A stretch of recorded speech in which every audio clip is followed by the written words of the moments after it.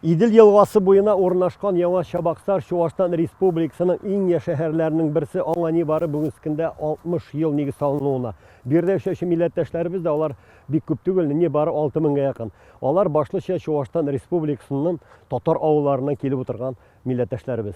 Татар кайда гына яшәмәсен, беренче эш итеп ул йортын төзеп кирсә, аннары мәчет салуга керешә. Яңа Чабаксар шәһәрендә дә шулай. 2005 елда Бирдә яшәүче Минкадир абый Рәҗәпов үзенең бер төркем фикердәш дуслары белән сөйләшә дә шәһәр хакимиятыннан рөхсәт алып гыйбадәтханә төзи башлар. Бүген инде мәчет кем әйтмешли тулы куәтенә эшли башлаган. Без тырышып, татарлар үзебезнең телебезне, гадәтебезне, эшләребезне алып барыр өчен бу мәчет кирәк иде. Мәчеткә җылы кертү белән Минкадир абый Биредә изге Коръән нигезләрен һәм гарәп телендә укырга, язарга өйрәнү курсларын ачып җибәрә. Бу уку елында гакыйда укыйбыз, Аллаһы теләсә, гакыйда укыйбыз.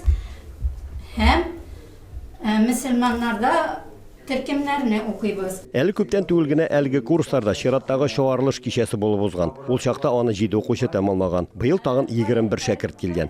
Хәзерге вакытта балалар да йөриләр.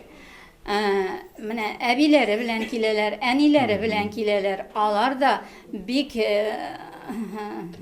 теләп Коръән укырга, гарәп хәрефләрен укырга өйрәнәләр. Аш пешерүче булып эшләүче Фәнисә Валитованы исә дусты мондагы дәресләрне күреп китәрчегенә алып килгән була. Бүген инде ул Коръәнне үзлегеннән укучы шәкерт. Әузу биллаһи минәш шәйтанир раҗим.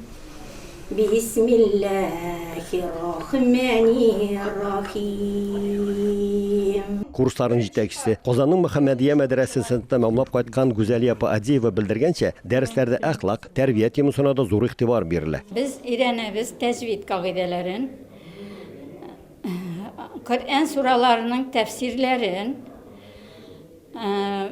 Пәйгамбәрләрнең тарихларын. Узган ел ата-аналар сорау буенча мәчеттә гарәп теле генә түгел, балаларга татар телен өйрәтү дәресләрен дә башлап җибәргәннәр. Балаларга татар теле өйрәтергә, татар мәдәниятен күрсәтергә тотындык. Менә инде 4 ел эшләп киләбез.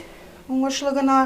Менә мәчет әзер булгач, хәзер мәчеттә үткәрәбез дәресләрне. Башта үзебезнең китапханәдә, мин эшлим китапханәдә үткәрә идек дәресләрне. Мөгаллимнәр һәр елдагыча уку программасын Казан мәдрәсәләрендә эшләнгән һәм Чуашстан Республикасы диния назарәте раслаган уку-укыту планы нигезендә алып барачаклар.